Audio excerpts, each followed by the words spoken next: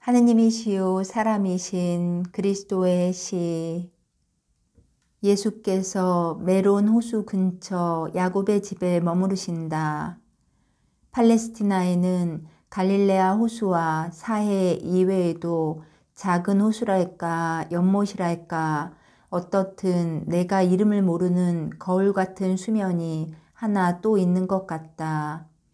나는 평가하는 능력은 조금도 없다. 그러나 언뜻 보아서 이 작은 호수는 길이가 3km에 너비가 2km쯤 될 것 같다. 보다시피 이것은 별것이 아니다. 정말 보잘것없는 것이다. 그러나 푸른 나무에 빙 둘러싸여 있는 이 작은 호수는 우아하다. 그 거울 같은 수면이 하도 파랗고 고요해서 에나멜 같은 하늘 한 조각이 내려앉은 것 같고 한가운데에는 더 엷고 가볍게 움직이는 빛깔이 있는데 그것은 아마 북쪽에서 흘러들어와 남쪽으로 빠져나가는 강물의 흐름 때문인 것 같다. 호수가 얕기 때문에 강물은 흐르지 않는 물 한가운데를 마치 살아있는 정맥 모양으로 지나가면서 다른 빛깔과 물이 가볍게 움직임으로 그 존재를 나타낸다. 이 작은 호수에는 돛담배는 없고 어부 혼자서 통발을 물에 넣거나 꺼내는 작은 배 또는 행인이 지름길로 가느라고 이용하는 작은 배가 몇 척 있을 뿐이다. 그리고 양떼, 수많은 양떼가 있는데 그놈들은 틀림없이 깊어가는 가을 때문에 산 위에 있는 목장에서 내려와 풀이 푸르고 기름진 호숫가 풀밭에서 풀을 뜯어먹는 모양이다. 달걀 모양으로 생긴 호수의 남쪽 끝에는 큰 길이 동서로, 아니 그보다도 동북쪽에서 서남쪽으로 나 있다. 그 길은 손질이 잘 되어 있고 이 지방 여기저기에 흩어져 있는 작은 마을에 가는 길손들이 많이 다닌다. 이 길로 예수께서는 제자들을 데리고 가신다. 날이 꽤 어둡다. 그래서 베드로가 잔소리를 한다. 그 여자 집에 가지 않는 것이 나을 걸 그랬습니다. 날은 점점 짧아지고 어두워지고 예루살렘은 아직 멀었으니 말입니다. 우리는 늦지 않게 도착할 것이다. 그리고 베드로야, 외부적인 의식에 참여하는 것보다 선행을 함으로써 하느님께 순종하는 것이 낫단 말이다. 지금 그 여자는 병이 나아서 장막절에 예루살렘에 갈 수 있게 된 가장 둘레에 아이들과 같이 둘러앉아서 하느님을 찬미하고 있을 것이다. 그렇지 않았으면 그 남편이 지금쯤은 작은 띠로 칭칭 감기고 향료가 발린 몸으로 무덤 속에 잠들어 있을 터인데 말이다. 너희들은 절대로 믿음을 외부적인 행위와 혼동하지 말아라. 또 절대로 비난해서는 안 된다. 아니 너도 제대로 이해하지 못한 신앙심으로 착각을 하고 이웃에 대하여 내 마음의 문을 닫고 나는 하느님을 섬긴다. 이것이면 그만이다 하고 말한다면 어떻게 바리사이파 사람들이 하는 일을 이상히 여길 수 있겠느냐. 선생님의 말씀이 옳습니다. 저는 바보보다도 더 무식합니다. 그래서 너를 지혜로운 사람이 되게 하려고 데리고 있는 것이다. 염려 말아라. 쿠자가 거의 야곱의 집에 가는 데까지 마차를 제공하였다. 거기서 걸어서 건너는 곳까지는 그리 멀지 않다. 쿠자가 아주 정당한 이유를 들어가면서 어떻게나 간청을 하는지 그의 청을 들어주었다. 나는 가난한 사람들의 왕은 가난한 사람들의 수단을 써야 한다고 생각하지만 말이다. 그러나 요나의 죽음으로 인해 늦어질 수밖에 없었으니 내 계획을 뜻밖의 일에 맞추어야 한다. 제자들은 요나에 대하여 이야기하며 그의 비참한 생애를 동정도 하고 그의 행복한 죽음을 부러워도 한다. 열성당원 시몬은 중얼거린다. 저는 그 사람을 행복하게 하지도 못했고 오랜 고통과 흔들리지 않는 믿음으로 원숙하게 된 제자를 선생님께 드리지도 못했습니다. 그래서 괴롭습니다. 세상에는 지금도 의심하고 이 다음에도 의심할 수많은 사람을 벌충하기 위해 예수님을 단단히 믿는 충실한 사람들이 대단히 필요한데 말입니다. 시몬아, 상관없다 하고 예수께서 대답하신다. 요나는 지금 더 행복하고 더 활동적이다. 그리고 너는 그를 위해 또 나를 위해 아무도 하지 못했을 일을 했다. 그 사람을 대신해서도 내게 감사한다. 지금은 그가 자기를 해방시켜 준 사람이 누구인지를 알고 내게 축복한다. 그러면 도라를 저주하기도 하겠군요. 하고 베드로가 외친다. 예수는 그를 바라보시며 물으신다. 너는 그렇게 생각하느냐? 내 생각은 틀렸다. 요나는 의인이었다. 지금은 성인이고 그는 살아있는 동안 아무도 미워하지 않고 저주하지 않았다. 지금 미워하지 않고 저주하지 않는다. 그는 지금 머물러 있는 곳에서 낙원을 올려다보며 매우 기뻐하고 있다. 그것은 고성소가 멀지 않아 그곳에 있는 사람들을 내보내리라는 것을 벌써 알고 있기 때문이다. 다른 일은 아무것도 하지 않는다. 그러면 도라에 대해서 선생님의 저주는 효과를 발휘할 것입니까? 무슨 뜻으로 말이냐, 베드로야. 그 사람을 반성하게 하고 행실을 고치게 하거나 아니면 그 사람을 벌해서 말입니다. 나는 그 사람을 하느님의 정의에 맡겼다. 사랑 자체인 나는 그 사람을 버렸다. 맙소사, 나는 그 사람 처지가 되고 싶지는 않은데 나도 그 사람 처지가 되기를 원하는 사람은 아무도 없을 거야. 그렇지 않으면 완전하신 하느님의 정의가 어떻게 될 거야? 하고 제자들이 말한다. 벗들아, 선인들에게는 황홀한 기쁨이 될 것이고 하느님께 버림받은 자들에게는 벼락이 될 것이다. 정말 잘 들어두어라. 일생 동안 노예가 되고 문둥병자나 거지가 되는 것이 하느님의 벌을 다만 한 시간만 받는 것과 비교해도 완전한 행복이다. 선생님, 비가 옵니다. 어떻게 합니까? 어디로 갑니까? 과연 이제는 낯빛깔 구름이 꽉 덮인 하늘을 반사해서 어두워진 호수에 첫 번째 빗방울들이 떨어져서 튀어오른다. 비는 세차게 퍼부을 것 같다. 어떤 집에 가서 하느님의 이름으로 피난처를 청하자. 저 로마인만큼 착한 사람을 만났으면 좋겠습니다.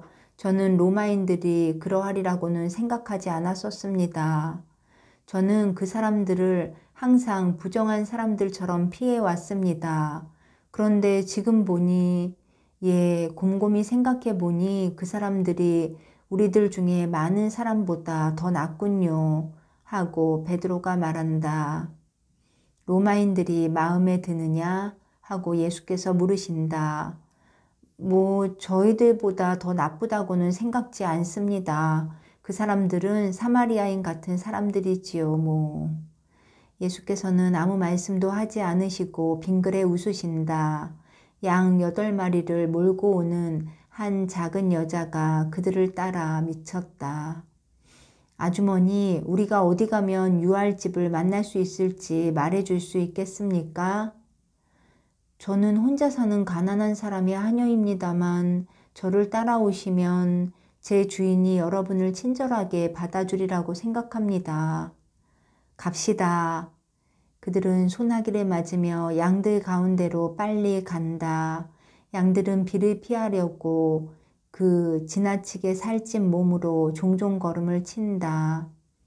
그들은 큰 길을 버리고 작고 낮은 집으로 가는 길로 접어든다. 나는 농부 야곱의 집을 알아보겠다. 아마 8월에 있었던 환상에서 본 고아들인 마티아와 마리아의 아들 그 야곱 말이다. 다 왔습니다. 여깁니다. 앞쪽으로 뛰어가세요. 그동안 저는 양들을 양의 우리로 데려가겠습니다. 낮은 담 너머로 마당이 하나 있는데 그리로 해서 집에 가게 됩니다. 제 주인은 부엌에 있을 겁니다.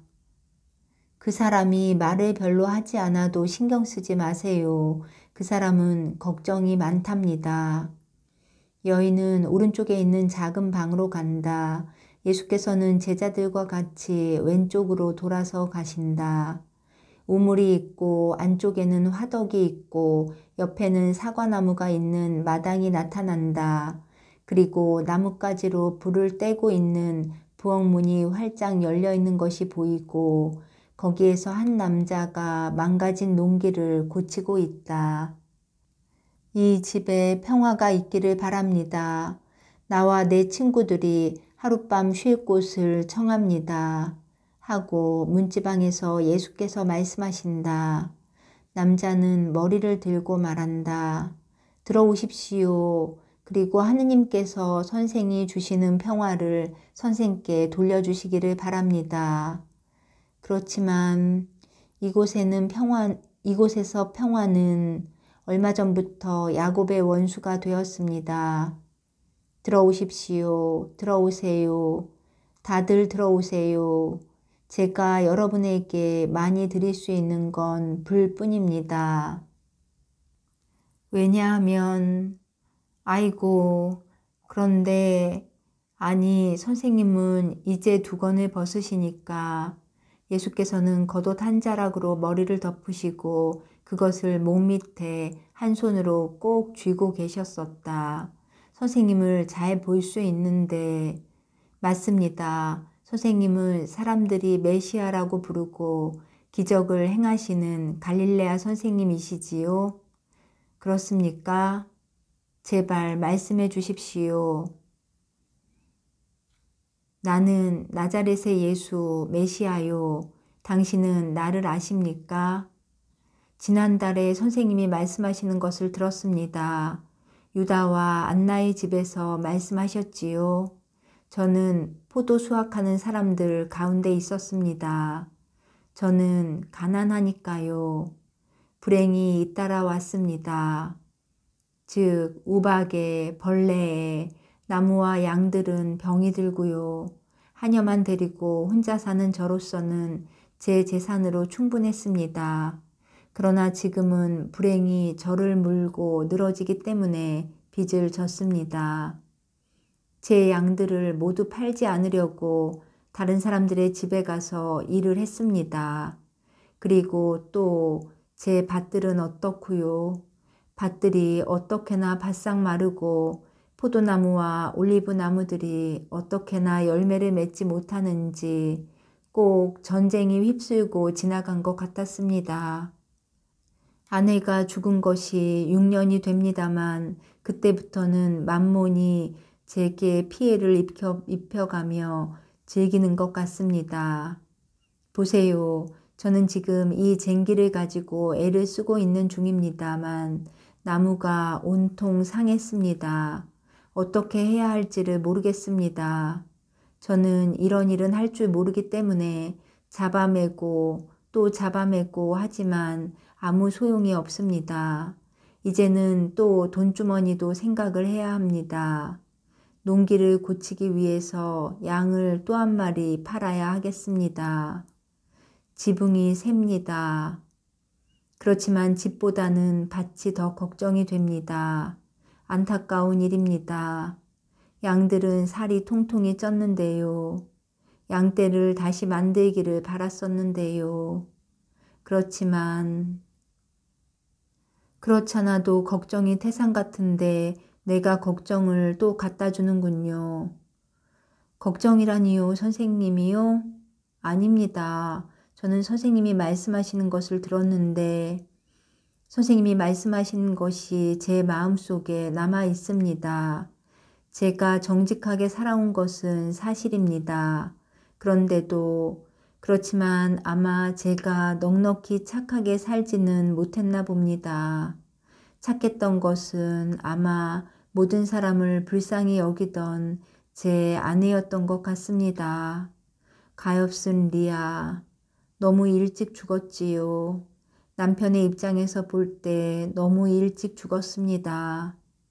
그 시절의 행운은 하늘에서 아내를 통해 온 것으로 생각합니다. 그래서 저는 더 착한 사람이 되어 선생님이 말씀하신 것을 실천하고 제 아내를 본받으려고 합니다. 그리고 제가 원하는 것은 대단한 것이 아닙니다. 그저 아내가 죽고 제가 태어난 이 집에서 그대로 살고 저와 또 제 아내를 대신하는 하녀가 먹을 양식이나 있었으면 하는 것입니다. 하녀는 양도 치고 힘 잘하는 데까지 저를 도와줍니다. 남자 하인은 이제 없습니다. 전에는 2사람이 있었는데 저도 밭일과 올리브반 일을 하니까 그 2사람으로 충분했습니다. 그러나 이제는 저 먹을 양식밖에 없고 그것도 아주 적으니 우리 때문에 당신의 양식을 포기하지 마시오. 선생님 아니올시다. 한입거리만 있다 해도 그것을 선생님께 드리겠습니다. 선생님을 모신 것이 제게는 영광입니다. 이런 영광을 저는 결코 바라지 못했을 것입니다. 그러나 제 불행을 말씀드리는 것은 선생님이 친절하시고 또 이해를 하시기 때문입니다. 그렇습니다. 이해합니다. 그 망치를 내게 주시오. 그렇게 하면 안 됩니다. 그렇게 하면 나무가 상합니다. 그 송곳도 주시오. 그렇지만 불에 달궈서 주시오. 그러면 나무를 더 잘 뚫게 될 것이고 쇠기를 어렵지 않게 끼우게 될 것입니다. 내가 하게 내버려 두시오. 나는 목수일을 했소. 선생님이 저를 위해 일을 하시다니요. 안 됩니다. 내가 하는 대로 내버려 두시오. 당신은 나를 받아들였고 나는 당신을 돕는 것입니다. 사람들은 각자 자기가 할 수 있는 것을 주면서 서로 사랑해야 합니다. 선생님은 평화를 주시고 지혜를 주시고 기적을 주십니다. 그러니 벌써 많이, 아주 많이 주시는 겁니다. 나는 또 일도 줍니다. 자, 하라는 대로 하시오. 그리고 겉옷은 입지 않은 채로 계시던 예수께서는 망가진 쟁기채에 빨리 실용적으로 손질을 하신다. 구멍을 뚫으시고 잡아매시고 쐐기를 박으시고 그것이 든든하게 될 때까지 시험을 하신다. 이놈이 아직 오랫동안 쓰일 수 있겠소. 내년까지. 그때 가서 갈면 될 것입니다.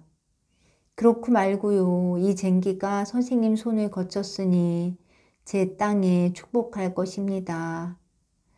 야곱, 당신의 땅이 축복을 받는 것은 이 때문이 아닐 것입니다.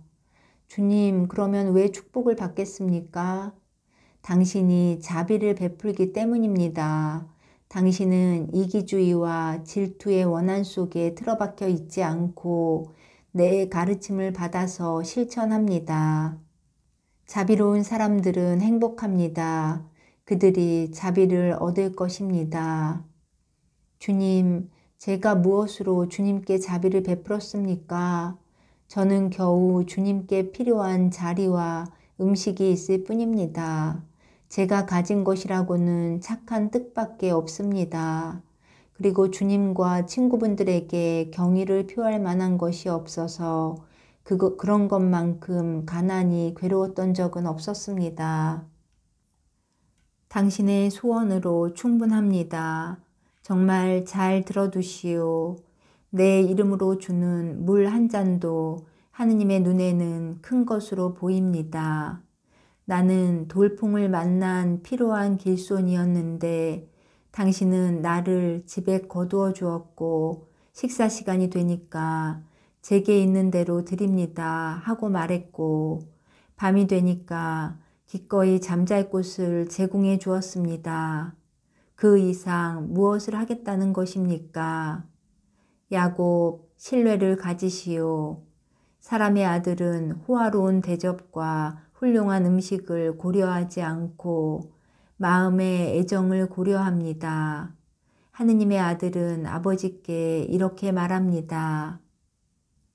아버지, 제 은인들과 제 이름으로 형제들에게 자비를 베푸는 모든 사람에게 복을 내려주십시오 하고, 이 말을 나는 당신을 위하여 하는 것입니다.